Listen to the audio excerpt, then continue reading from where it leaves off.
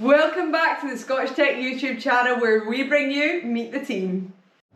Hi, I'm Ria. I'm one of the directors at the Scottish Tech Fleet Support. My role day to day involves customer relations, so speaking with customers, networking, invoicing. I manage the diary, so any vehicles, breakdowns, maintenance, whatever it may be, I'll be the one that speaks with you, schedules it in and understands your requirements. Hi, I'm Greg and I'm a mobile mechanic with the Scottish Tech. I've been here since the start of August, so about 3 months. Hi guys, so I'm Ryan. I'm the director, mechanic, social media guru, jack of all trades, master of none with the Scottish Tech. So alongside running the Scottish Tech, I also run another business with my sister called the Grazing Coos. So we do grazing tables, all things grazing, and yeah, I also do that as well. I can actually ride a unicycle. It was a random day in lockdown one day when I decided that I would try and learn it, and it worked. So that's that. I had a break for mechanics for about 6 months and I actually trained to be a fire extinguisher engineer. I served my time at Western Commercial, which was a Mercedes dealer, and that's actually where I was fortunate enough to meet Ryan. Then finished my apprenticeship there and then went and worked at the local council for a couple of years. A lot of variety there, worked on a lot of different stuff. Just one day you would have a bin lorry, then the next day a Toyota Aygo or something, so good variety, but hit a point where I felt like I couldn't really do much more learning, so I then moved to Lothian Daff. I was there for just over 3 years, learned a lot there, training courses and stuff like that, and then at the start of August I started here and this has been the best one yet. I would say how you want your business to look. So a big thing for me was sort of company image. I didn't want to sort of go straight off the bat and go and buy like a 20-year-old van and, you know, just not look nice on the eye. Some people do that, but that wasn't for me. We went out, we got ourselves nice clean vans, nice clean equipment, like a clean logo, everything sort of was clean, tidy and professional. So that's sort of what we focused on straight up, and then because I feel like that sort of portrays into your work. So that is sort of what that's what I focused on the most. So the most important thing is being realistic. The industry typically works on 90 minutes, so for anything kind of roadside, any breakdowns, it's, you know, a 90-minute ETA. And I think the best thing you can do is be realistic. You know, don't give a 90-minute ETA when you know you're not going to get there for 3 hours. Be realistic and you can't let anyone down. So basically, when I was at my last job, I started making the TikToks, and when I started making TikToks, eventually some people started messaging me asking if I would do their work, and obviously I couldn't because I was employed.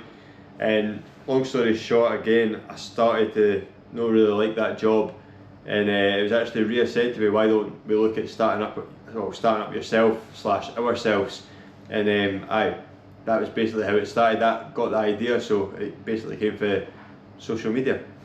The biggest challenge is probably a daily challenge, to be honest, and it's chasing outstanding invoices. It's a total pain and I wish we didn't have to do it, but we do. The thing for me is stick to your terms. We've got clear terms that we've set out. We make every service provider that joins us sign a service level agreement, which basically outlines all our payment terms. So stick to your payment terms, be firm, don't let people walk all over you. Reiterate what Ria says, it's chasing payments. Sometimes you've got to pick up the phone and you've got to try and do everything you can to get paid, it's a joke, to be honest with you, but it is what it is. Probably that, and what else has been challenging?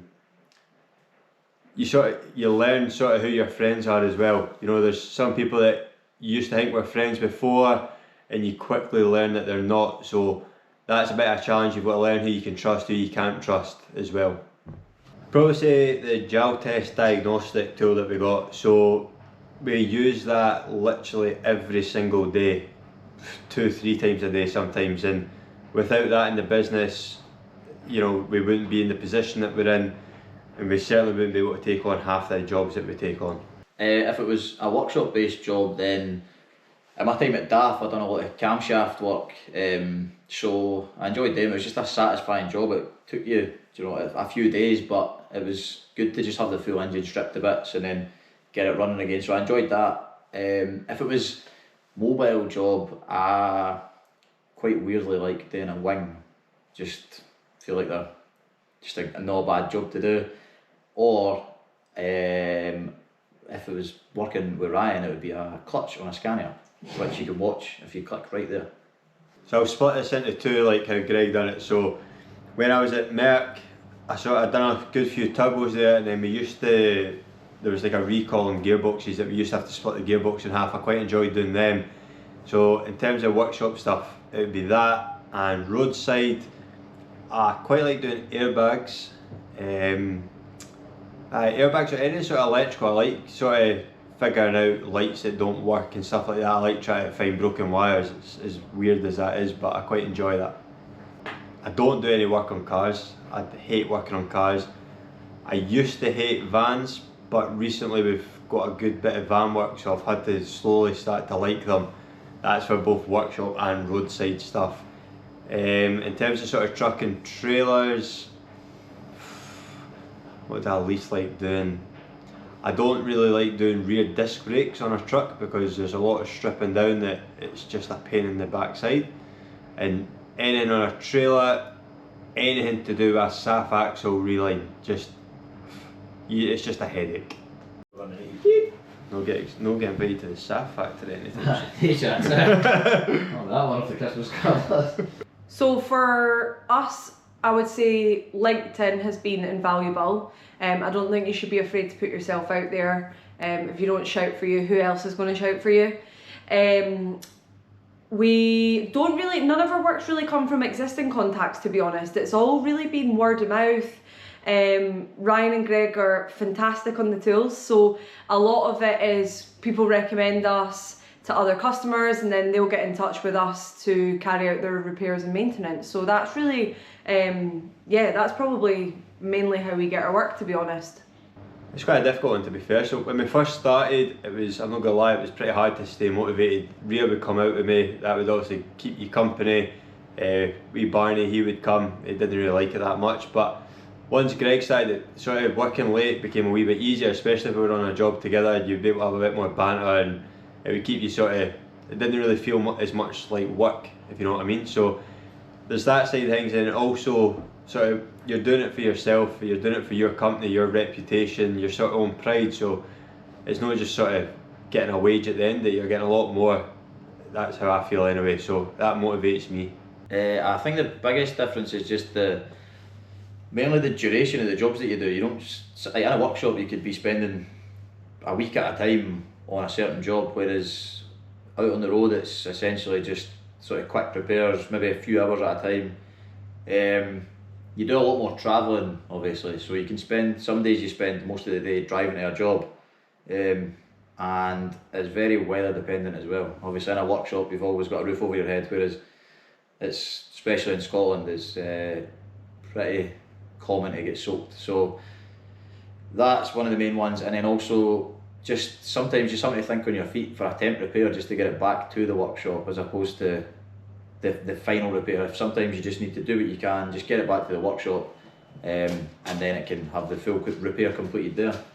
So I spent my time at a company pretty local to me, it's Basil Baird in East Calder. So I'd done half my apprenticeship there, and then halfway through I actually left and moved to sports car breakers to work on car transporters.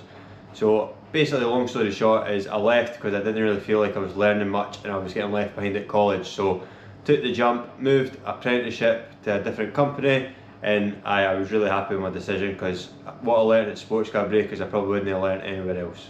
Again, if it was in a workshop, it would be anything on a gritter, because in Scotland there's no great vehicles to work on. Mobile, it would either be an inspection in the rain because I hate getting soaked, but it just happens, or anything that involves going up my ladder up a double decker trailer, because that's no fun.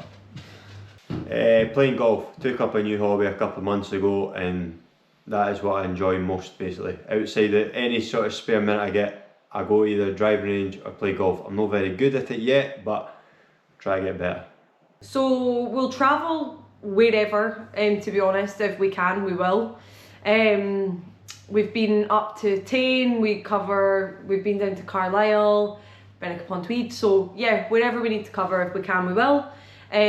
Since April this year, we've done 37,000 miles in total in the van, so it works out at about 1,321 miles on average per week. But last week, for example, the van's done 2,600 miles, so yeah, we like to cover the distance. Probably the freedom, being able to sort of, you don't have to be somewhere at 8 AM on the nose. I was always one for sleeping in. I was pretty bad for that across all jobs, and I always started off being on time and then slowly got later and later and later. So it's pretty good. I don't have that sort of responsibility as much anymore. That's Greg's role to be here on time. I can get up whenever I want and go to work whenever I want. So more the freedom. That's what I'd say. I enjoy the comments, to be honest, the good ones, even the negative ones. The negative ones, if they make sense, I take them on board. If they don't, I give some back. But I just enjoy being able to help people. Like there's been comments where there's been 15-year-old people that want to be mechanics messaging, basically just saying that they enjoy watching it, they enjoy learning. There was a time last year somebody actually got in contact with me who wanted to be an apprentice, and I tried to help them get an apprenticeship. So all that sort of stuff, that's like the little rewards you get for making the videos that sort of nobody would really see, to be honest. One tool I couldn't live without is the £400 snap-on jack that Ryan bought, and this might be the first time that Rhea found out how much it cost. Apologies, Ryan. Cheers, Greg. I still can't believe the cost of that. It's an absolute pleasure. We get on well. I've known them for years, and you're well looked after as well. And I would say one thing I've learned is not to start my own business, because then my already receding hairline would be even worse, like Ryan's. Set up for this. I've been forced into this one. I would still be working for the so. I feel like I should have said that. And mine. The chair's not going to run away. You get back on. Right, okay. What's it like working with Greg and Rhea? It's good, to be fair. Like Rhea, she does sort of everything. I wouldn't be able to do half the stuff that she does, sort of the invoicing, networking, talking to everybody. She's sort of nailed that. And Greg, he's a very good mechanic, and we're lucky to have him here. So he's good. He's a good laugh. He looks after his stuff, even though I try and give him a hard time saying that he doesn't. But he does. He looks after his stuff, and the company wouldn't be where it is today if we didn't have Rhea and Greg. It's really fun working with them both. They're both very different, but I can never work out if they're like father and son, or they're like brothers. So I've got to like mediate between them quite a lot. So it can be, let's just say, challenging at times. Not really, not as much. So we don't do any fridge work. Personally, I've never worked on sort of fridges. I've not got any sort of qualifications or anything on them. Tail lifts, I've worked on tail lifts a bit. I wouldn't say I'm an expert, but I sort of understand how they work. If one's stuck down, I can find a way to sort of get it stowed away so it can go back to a proper sort of tail lift specialist. But we can do tail lift work. It's not something sort of specialise in, but it's definitely something that we can turn our hands to. Stay out of the tool van, listen to the old boys, and don't hang about with Ryan. It's quite hard because obviously I did change job throughout my apprenticeship, but I'd probably just say stick in a wee bit more. Like there was probably in both jobs I could have maybe paid a wee bit more attention or been a bit more enthusiastic, but I was a young teenager at the time going out, being a teenager, and I didn't realise how far you can go in the mechanic sort of industry. And yeah, that's probably what I would say. Just stick in a wee bit more, ask more questions, and just be a bit more focused. Before I started here, I used to play golf, and then I stopped playing for a bit. But obviously when I started with Ryan, he got me back into it. So I like playing golf. I don't know if I like playing it with Ryan, but he's just kind of the one that I happen to play it with. And then I like going running and just cars as well, really. So my own car, or I quite often go to the stock cars at Cowdenbeath, which if you watch the recent video is somewhere that I'll actually be racing soon. So sure you'll see more on that. To be honest, it's something I didn't ever really think about. So how it came about was I was in computing one day, I think when I was like 16, 17, and my mate James, whose dad owns Basil Baird, literally phoned me and said, do you want an apprenticeship to be a mechanic? And I went down, spoke to them and started on the Monday. So I kind of just sort of dived into it two-footed, didn't really think much about it, but I can't really imagine doing anything else, to be honest. So like I said before, when I'd done my apprenticeship, I'd started at Baird's and moved to Sports Car Breakers. After there I went to a place called Ace Auto Centre, where it was sort of cars and vans. That's where I discovered I did not like working on cars. Moved from there to Pollux, and then from there to Mercedes for the chance to work for a main dealer. After there I went to another company called Central Fleet, who I worked sort of as a mobile mechanic doing what I basically do now. That's where I discovered I enjoyed doing this more than sort of anything else. After there I went to a place called Dawson Rentals to work on road sweepers, which again was something completely different and to learn about. After that I went to MAN at Broxburn. Again, it was just a chance to go back to working on trucks and at another main dealer. After that I went up to David Phillips in East Calder, worked on Reynolds, which was quite an experience, but sort of it was good all round work up there. And then after that, that's when I had my sort of 6 months off and went for a wild thing to go and work with fire. And then after that I came back and worked at TIP Trailers, and then upon leaving there, I'm now here. Reliable, efficient and ambitious. Professional, driven and active. Keeping Scotland moving. And that is your Meet the Team video, so thank you for watching. If you have any other videos or any other questions, please leave them in the comments. But that is all for this one, and we'll see you on the next one. Click here to view a video that you might not have watched before. Click here to subscribe. See you later.